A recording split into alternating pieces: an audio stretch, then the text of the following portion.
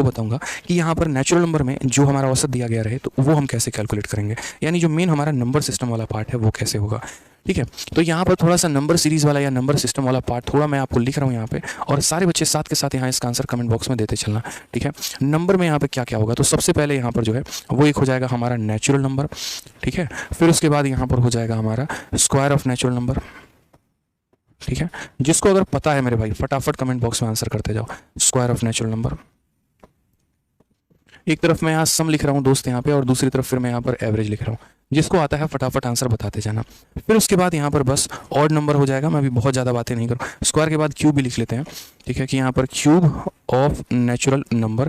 फिर उसके बाद यहाँ पर हो जाएगा, ठीक है, ऑड नंबर। यहाँ पर ऑड नंबर हो जाएगा हमारा, ऑड नंबर का औसत कैसे निकालते हैं, और उसके बाद यहाँ पर इवन नंबर कैसे निकालते हैं। बस मेरे भाई यहाँ पर यही 5 चीज़ें, बाकी चीज़ों का पूरा बढ़िया तरीके से डिस्कशन जो है ना वो भाई दे रखा है फॉर्मूला बुक में। जो ब्रह्मास्त्र हमारी फॉर्मूला बुक है उसको पढ़ना, पूरा डिटेल में सारा समझा रखा है। तो दोस्त होता क्या है समझो, पहली बात इस बात को समझना। देखो, पहले मैं इनका सम लिख रहा हूँ और बाद में मैं इनका एवरेज लिखूंगा।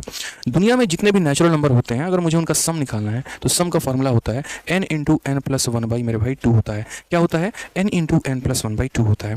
ठीक है, उसी तरीके से जितने भी नेचुरल नंबर हैं जिनका स्क्वायर, जैसे ऐसे बोलेगा 1 का स्क्वायर प्लस 2 का स्क्वायर प्लस 3 का स्क्वायर प्लस 4 का स्क्वायर, ऐसे करके 50 के स्क्वायर तक, 1 के स्क्वायर से लेके 50 के स्क्वायर तक सभी संख्याओं का सम कितना होगा, तो मेरे भाई फॉर्मूला होता है। फॉर्मूला क्या होता है, तो n into n plus 1 into 2n plus 1 by कितना हो जाएगा, तो मेरे भाई 2n प्लस 1 बाई 6 हो जाएगा यहाँ पे।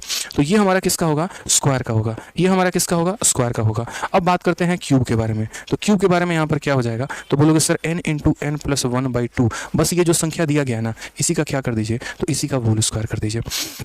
इसी का क्या कर दीजिए सर, तो मेरे भाई इसी का होल स्क्वायर कर दीजिए। ठीक है, फिर ऑड नंबर वाले केस में क्या होता है, तो ऑड नंबर वाले केस में हमारा n स्क्वायर हो जाता है, और इवन नंबर वाले केस में क्या होता है, तो n इंटू एन प्लस 1 हो जाता है। ये तो हमारा सम था, ये जो हमने निकाला वो क्या था, सम था। और याद रखना, एवरेज को निकालने के लिए सम को हमेशा नंबर ऑफ टर्म से डिवाइड करना पड़ेगा। ठीक है, यानी अगर आप औसत निकालना चाहते हो तो इसको n से डिवाइड करो, क्या निकल के आ जाएगा, औसत निकल के आ जाएगा। तो हमने कहा ठीक है हम इसको n से डिवाइड करते हैं। इसमें n से डिवाइड करेंगे, तो n से डिवाइड करेंगे तो ये इसे काट देगा, कितना बचेगा, n प्लस 1 बाई 2। तो इसीलिए यहाँ पर इसका औसत कितना होगा, n प्लस 1 बाई 2 मेरे भाई। ठीक है, कोई दिक्कत की बात, n की वैल्यू क्या है, where n is number of terms. यहाँ पे यहाँ जब n से डिवाइड करेंगे तो वो n इस n को काट देगा, ये हमारा कितना हो जाएगा, तो n plus 1 into 2n plus 1 by कितना हो जाएगा दोस्त, यहाँ पे 6 हो जाएगा। ठीक है, उसके बाद अगर हम इसमें n से डिवाइड करेंगे ना तो ये बाहर n स्क्वायर था, n स्क्वायर को n से डिवाइड किया तो n हो जाएगा, और ये n प्लस 1 का होल स्क्वायर हो जाएगा, और यहाँ 2 का स्क्वायर 4 हो जाएगा। स्क्रीनशॉट लेके रख लेना दोस्त, वॉलपेपर लगा लेना, और अगले 5 दिन तक सिर्फ इसी को देखना बस यहाँ पे। ठीक है, n स्क्वायर को n से डिवाइड करेंगे तो n आएगा, और इसको n से डिवाइड करेंगे तो n प्लस 1 आएगा। यहाँ पर ये सिर्फ और फर्स्ट n टर्म्स की बात होती है, पहले 5 टर्म, पहले 6 टर्म, पहले 7 टर्म, पहले 8 टर्म। अब हम एक एक करके सारा का सारा एग्जांपल समझते चलते हैं। तो ये हमारा पूरा का पूरा टेबल है।